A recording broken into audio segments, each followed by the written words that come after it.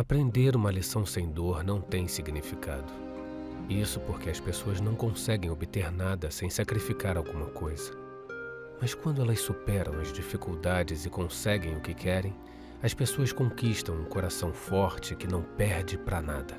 É, um coração forte como aço. Essa é a última frase dita no anime Fullmetal Alchemist, uma obra com diversos personagens incríveis, cada um carregando um ponto de vista profundo sobre a história desse mundo, fazendo a obra tratar desde o lado cruel até o lado mais belo da humanidade e suas qualidades.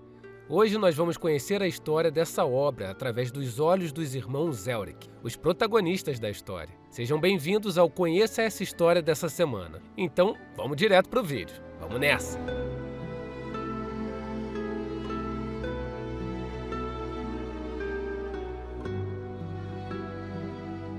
Rezenbu, uma cidadezinha bem calma e comum de Amestris, o país onde se passa grande parte dessa história.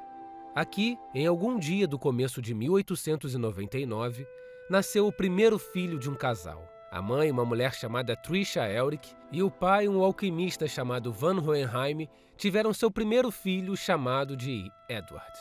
Ele nasceu saudável e não demorou muito, mais de um ano, para ganhar um irmãozinho para dividir a casa com ele. Assim nasce então o bebê mais novo do casal, Alphonse Elric.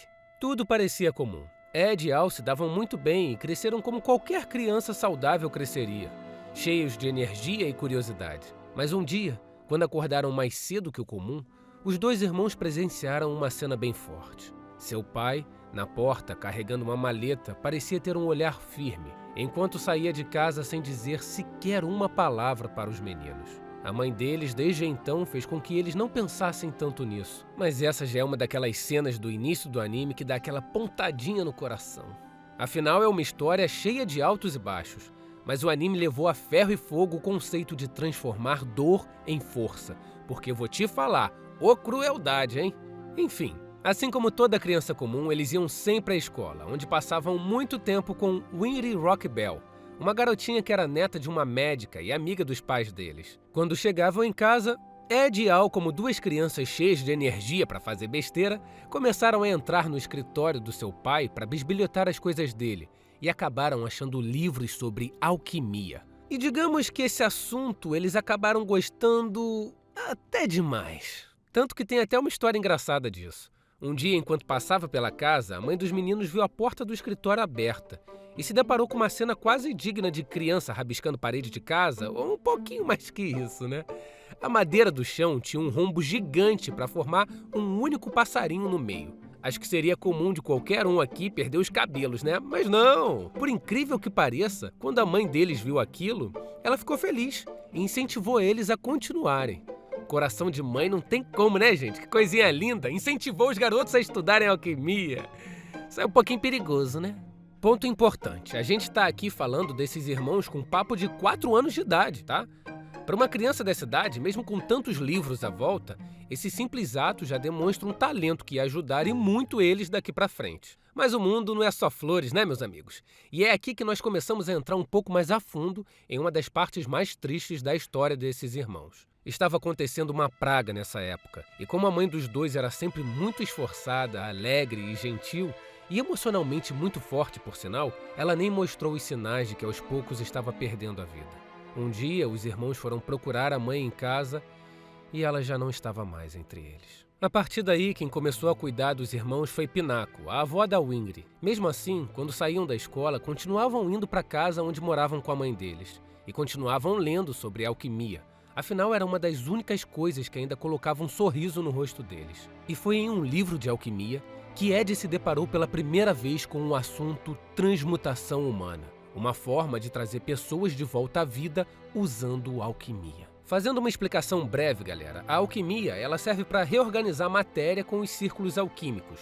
Um bom exemplo é que se você quebrar um rádio, mas ainda tiver todos os pedaços dele, você pode transmutar ele para que ele volte ao seu estado normal ou usar aqueles materiais para criar algo novo. Seguindo essa linha, Ed pensou que poderia trazer sua mãe de volta se tivesse todos os materiais químicos que compõem um corpo humano. Porém, é claro, Ed subestimou um único elemento em toda essa tabela de materiais: a alma. Foi justamente a falta desse material que fez com que tudo desse errado. Os dois buscaram a ajuda de uma professora de alquimia e passaram por um treinamento muito difícil, onde precisavam entender o papel deles no mundo e o papel do mundo na vida deles. É um papo de maluco, mas é genial. A mangaka Hiromu Arakawa, autora do mangá Fullmetal Alchemist, foi muito inteligente adaptando os conceitos da alquimia para a obra dela. Voltando à nossa história, chega o dia em que Ed e Al reúnem os ingredientes, entre aspas, e escrevem um círculo de alquimia para que tudo ocorresse como planejado e pudessem iniciar o processo. Porém, como eu disse, a transmutação humana é um tabu por si só. Aliás, é quase como cuspir na cara do que é o valor da vida humana. Não é possível e mensurável trocar uma alma que morreu por alguma coisa de mesmo valor. E Ed e Al estavam prestes a descobrir isso da pior maneira possível. É uma cena bem pesada, mas em resumo, Ed foi levado para uma dimensão onde se encontrou com uma entidade que, nas palavras dela, era a existência do que nós chamamos de mundo, universo, de Deus, de verdade, de tudo ou ainda de um. E mais, ele ainda seria nós mesmos individualmente. Ed acaba sendo arrastado para um portal onde obtém toneladas de conhecimento. E quando volta para o mundo real, acaba perdendo parte de seu corpo como preço pelo que ele viu. Depois, Ed faz mais uma transmutação para prender a alma de seu irmão em uma armadura derrubada naquela sala, já que Al havia perdido seu corpo inteiro na transmutação humana. Ed fica desesperado e implora pela única coisa que lhe resta, que é salvar a vida do seu irmão. Então ele transmuta seu braço direito para salvar seu braço direito. Seu irmão. Algumas horas depois de toda essa adrenalina, Ed e Al se encontravam na casa de Pinaco de Winry para serem cuidados. O silêncio era ensurdecedor, até que é interrompido pela visita de um militar muito importante para essa história. Estamos falando de Roy Mustang, o alquimista do exército de Amestriz. Roy confronta Ed dizendo que sabe o que eles fizeram naquela casa. Mas Ed está tão abalado que Al fala por ele e só consegue dizer que não era o que eles queriam fazer e pede perdão. Roy vê pelo menos as qualidades naqueles meninos e o talento que eles tinham. Então explica para eles que ao menos pode oferecer uma chance de recuperarem os danos causados neles caso se alistassem no exército. Ed não responde, mas ele mesmo já havia tomado a sua decisão. Ele passa por um tratamento sofrido para se recuperar e graças ao Winry, que se interessava muito por automeios, que são próteses robóticas, ele conseguiu ganhar novamente um braço e uma perna para caminhar. Após uma reabilitação de 1 ano, Ed e Al estavam prontos para seguirem sua jornada com um novo objetivo: usar do conhecimento militar e das missões que iriam fazer pelo país para encontrar uma forma de recuperar seus corpos. E eles tinham uma ideia bem clara de como fazer isso. A Pedra Filosofal. É um artefato muito pouco falado nos livros, mas que, em teoria, poderia quebrar as leis da alquimia durante seu uso. Inclusive, detalhezinho de nada, mas muito da hora.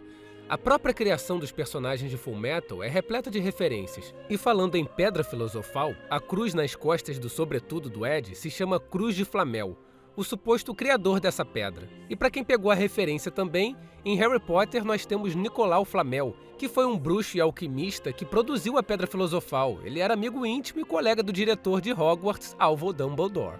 Tá vendo? Cheio de referência, Fullmetal. E depois de se recuperarem, Ed e Al partiram em direção à capital e se alistaram no exército, indo assim à sua primeira missão. Galera, para evitar de dar spoiler aqui, eu vou puxar um pouco o freio da história para falar de um ponto muito, mas muito importante também.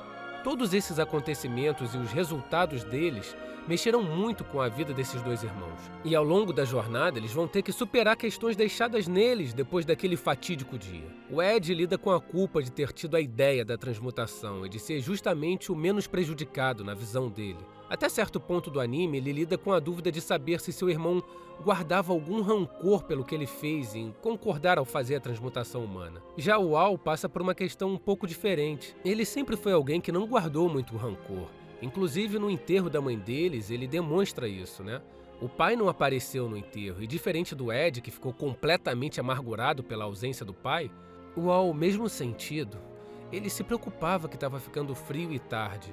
Ou seja, o Al se preocupa muito mais com o presente do que com as amarguras do passado em si. E agora ele lida com o fato dessa armadura não fazer ele sentir nada, e não saber se de fato ele está vivendo alguma coisa enquanto vive, entre aspas, nessa armadura.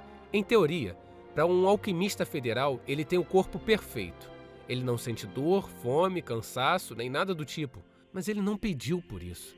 E também não guarda rancor do irmão, afinal ele concordou com a ideia. No fim, são só dois irmãos arrasados querendo se ajudar. Esses dois ainda vão passar por muita coisa até terem a chance de recuperar seus corpos. 1001 reviravoltas e ainda vão conhecer muitas pessoas no caminho. Apesar de todo esse peso, o anime faz questão de mostrar que nem quando tudo parece estar perdido, estamos sozinhos. Enquanto há vida, existe sempre a chance do perdão, de encerrar o ciclo de mágoas e ódio e de dar uma chance a nós, humanos, para crescer e nos ajudarmos a superar os obstáculos.